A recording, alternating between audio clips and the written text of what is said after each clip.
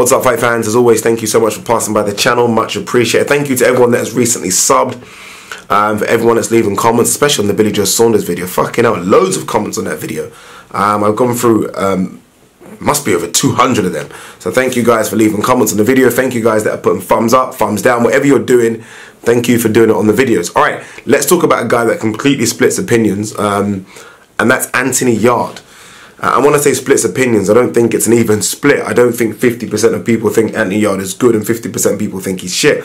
I think it's more 20% of people think he's good and 80% of people are kind of waiting. So they're not saying he's shit, they're just like waiting. And 20% already believe he is the next coming of Evander Holyfield or something, I don't know. Even Spencer Fearon, who, look, knows a lot about boxing, knows a lot more than I do, said recently, I think it was in his recent podcast with Callum Johnson, who was giving him funny looks at the time.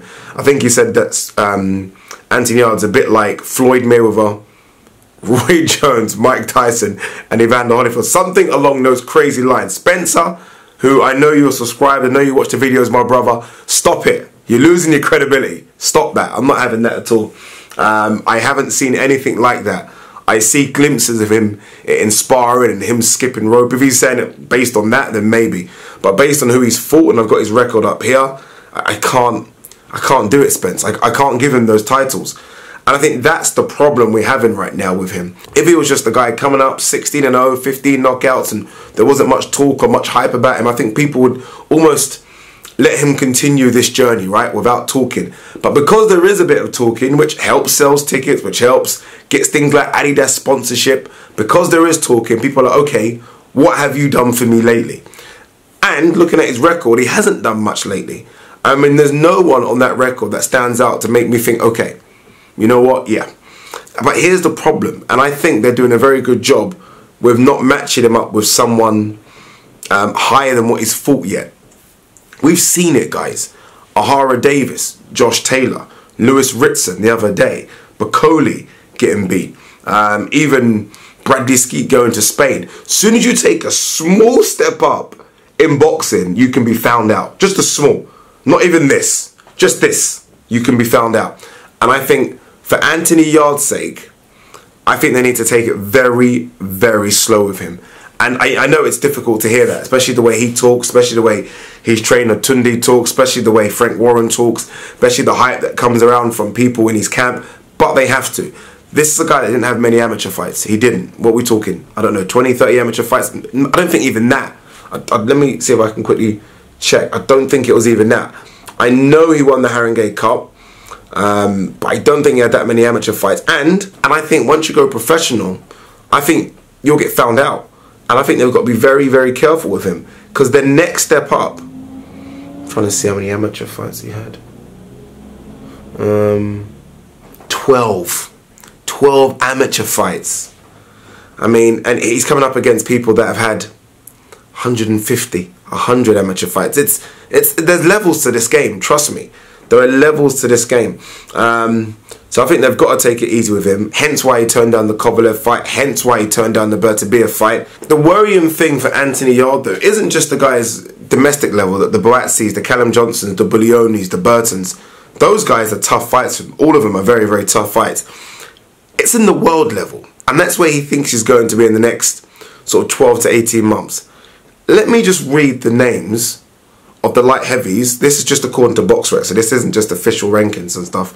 The light heavies above him according to BoxRec. This is how crazy, when I talk about a small step up like this, a small step up for Anthony Yarde is just frightening people. Alright, so let's have a look.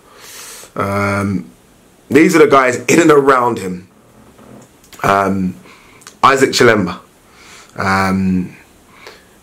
Kara Murat, Sullivan Barrera, Marcus Brown, Joe Smith, Beterbiev, Kovalev, Bivol, Badou Jack, Adonis Stevenson, Alder Alvarez. Anthony Yarde needs to stay in his lane, people. He needs to stay in his lane. That is frightening. That's frightening. And he's going to get to a stage where he's going to have to kind of, or Frank might have to roll the dice with one of these guys. Remember, this is a guy in Anthony Yarde that says I hit harder than Kovalev and Beterbiev. No, you do not. No, you do not. Stop it. Stop that talk. I just have a feeling, and I don't want to have this feeling, by the way, because I actually like Tunde. I like the camp. I like what they're doing. I like the fact that we've got a trainer here that isn't one of the celebrity trainers that's got an opportunity here. He's doing good things. And look, Tunde's been doing that stamina for cell thing for years. Ahara Davis was part of that team. There was a young kid whose name I can't remember, who I think had a brain issue or something, went to the Mayweather camp and didn't turn pro, and that was the one everyone thought was going to turn pro, very, very young. And then obviously Anthony Yarde's now the big one for him, but I actually like the fact that we've got a trainer who isn't well known, who isn't one of the big ones, and he's got someone, and he's making money, and he's doing good things, and I like that. But he's got to be careful, because I do think there is a bit of Ahara Davis about him. There is a guy that can punch at the lower level, a guy that looks good, and as soon as he steps up against someone experienced, someone who's a better boxer, it's all over. And I think we've seen that with Ahara, obviously, and Josh Taylor. And I feel like the first time Anthony Yarde steps up against one of those guys that I've just mentioned, even guys below that, I think that could be it. I really do. I think that could be it. And that's not because I don't think he's good. I just think boxing isn't a joke, you know. You can't take up boxing at 16, 17 and expect to do things. I don't think so anyway. Maybe in the heavyweight division I think you can, because it's just one punch. I think anything lighter than the heavyweight division where boxing ability counts for something, I do think you get found out. Think of any sport in the world. I can't just take up football at 16 and expect to play in the Premier League. You can't, right? You can't. I mean, I've had to have been kicking the ball since I was 6 or 7 or 8. And that's boxing as well. Some of the best, and I'm talking the very best, started when they're like 8 or 9. Most kind of start when they're 11. 17, 18, it's late. It's late. Hence why he only had a handful of, what was it, a dozen amateur fights. And what now, 16 pro fights. I just don't think it's enough. And I think when he steps up and fights guys that are seasoned pros, when he fights guys that had 60, 70, 80 amateur fights, maybe even 100, even when he fights someone like Buatsi, I think it's done. I think it's over. I hope it isn't, because I wish him good luck. Again, he's from Ilford, I'm from Stratford. I've known of him for a few years, but it's not easy at the top level. Again, some of those names that are above him in the rankings, I mean, God, Alvarez, Stevenson, Badujak, Bivol, Kovalev, Alexander, is that Godzik, Bertabiev, Joe Smith, that's the one that retired, Hopkins, Marcus Brown, Sullivan Barrera. Fuck, it's loaded. It's loaded. I don't know. What do you guys think? Anyway, this was more of a two-way thing, because I wasn't trying to spill out too much information. What do you guys think about Anthony Yarde? Believe the hype or not? What about this Adidas deal? I mean, that's quite surprising. It's like a worldwide thing as well. It's not just a UK thing.